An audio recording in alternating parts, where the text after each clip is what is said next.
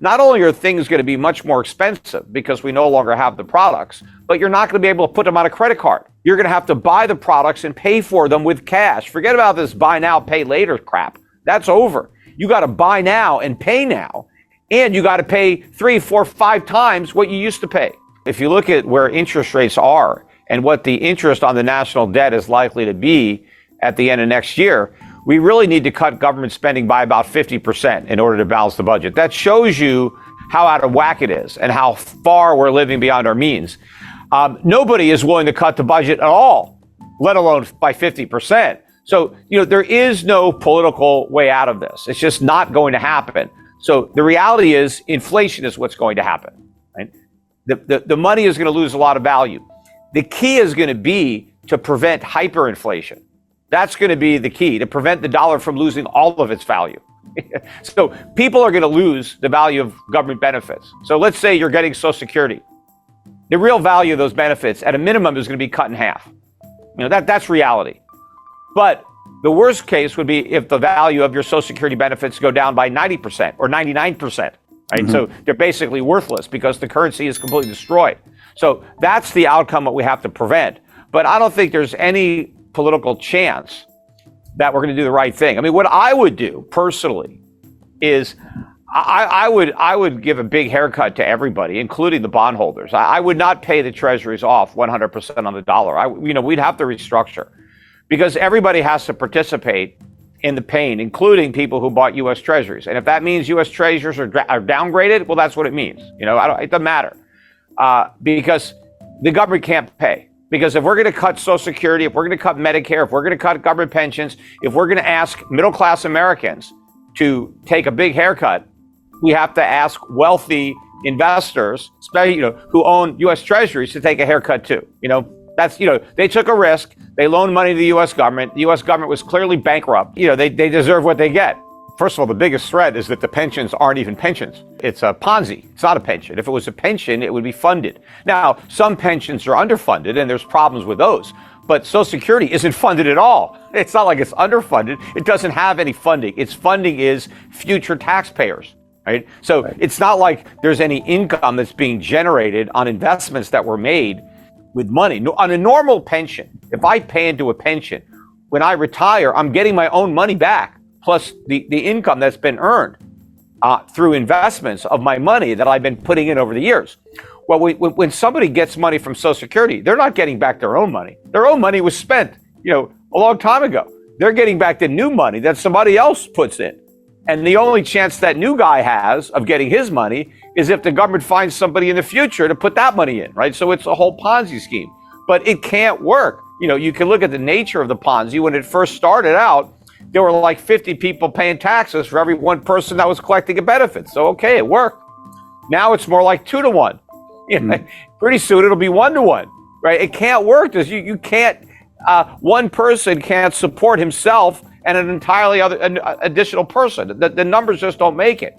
And so it's all going to be paid for by printing money, which just destroys the value of everybody's money, not just the Social Security money. When the government wipes out Social Security benefits through inflation, it wipes out everything. All dollars lose value. Doesn't matter where they are, even if they're stuffed under your mattress, right? They're all going to lose. But I still don't think the mainstream really understands the significance of what this means and how life in America will change so profoundly if the dollars, or when the dollar's reserve currency status is lost. Well, first, for consumers, the reason that our consumption-based economy works is because of the dollar status. We're able to export dollars and import real goods. We have $1 trillion a year trade deficit, and we pay for all that merchandise just by printing money. So we don't have to expend any resources, yet we can import $1 trillion worth of goods that the rest of the world consumed considerable resources producing. So the first thing that's going to happen is we're not going to be able to run these trade deficits anymore. Our trade is going to have to be brought into balance. And that means basically, let's say $1 trillion worth of merchandise every year disappears from our shelves. And there's really nothing to replace it with. So what's left is just going to be that much more expensive because not that many people will be able to buy what's there, right? So your prices have to go way up because the supply of goods has gone way down.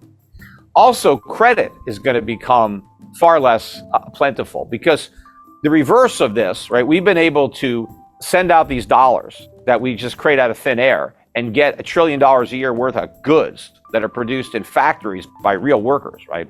And then we give them these dollars. And then what do the Chinese or everybody else do with those dollars? They lend them back to us, right? They buy mortgage-backed securities. They buy securitized credit card debt or all these debt instruments that are created. They buy them. So they supply us with goods and then they loan us the money right back after they get paid. And so what's going to happen is we're not going to get the goods anymore, but we're also not going to get the credit. And so consumer credit rates are going to skyrocket. So not only are things going to be much more expensive because we no longer have the products, but you're not going to be able to put them on a credit card. You're going to have to buy the products and pay for them with cash. Forget about this buy now, pay later crap. That's over. You got to buy now and pay now. And you got to pay 3, 4, 5 times what you used to pay. Yeah. And of course, a lot of people are going to lose their jobs. There's going to be massive unemployment initially when the dollar loses its reserve currency status, because that reserve status has supported this consumer economy that is really just a gigantic distribution center where we import goods from the rest of the world and then we distribute it throughout the country. And you have all these stores that people go to buy all this imported stuff that has been, distributed. So it's all logistics and shipping and retail. But when you take away the underlying products that all this service sector economy is based on, then everything that was built on top crashes down. So if you don't have any more merchandise on the shelves at Walmart, you don't need all these Walmarts anymore. There's too many of them. We got nothing to put on the shelves. We don't need all the people that work there. We don't need all the people that were delivering the goods. We don't need all this stuff collapses when you pull out the bottom, which is the stuff. And so unemployment is going to be widespread.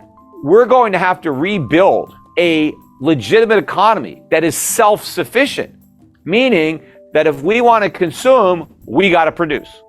If we want to borrow, somebody else in America has to save. We can't rely on the world's manufacturing capacity, and we can't rely on the world's savings. We have to rely on ourselves, like we did in the 1940s, the 1950s, 1960s, or go further back when we were an exporting nation, when we were a creditor nation. We have to get back to where we were, but we can't get back there with today's level of government. We need a dramatic reduction in the size and scope of our government. We need lower taxes. We need fewer regulations. But in order to make that possible, we need massive cuts in government spending. Now, again, if we don't get that, we just get inflation that wipes everything out, and then we're going to have to start all over again. But it's going to be very difficult to start over again, especially given the way the political winds have been blowing, given how dumbed down the electorate is. It's very scary to be in this situation because America may end up going all in on socialism. I mean, we've been, going down that road to serfdom for a long time, and we may finally get there, and just blame all this on freedom and capitalism and just say the solution is the government has complete control over the U.S. economy. And, then we're Cuba, or Soviet Union or something like that. I mean, so it's very scary where this may eventually head.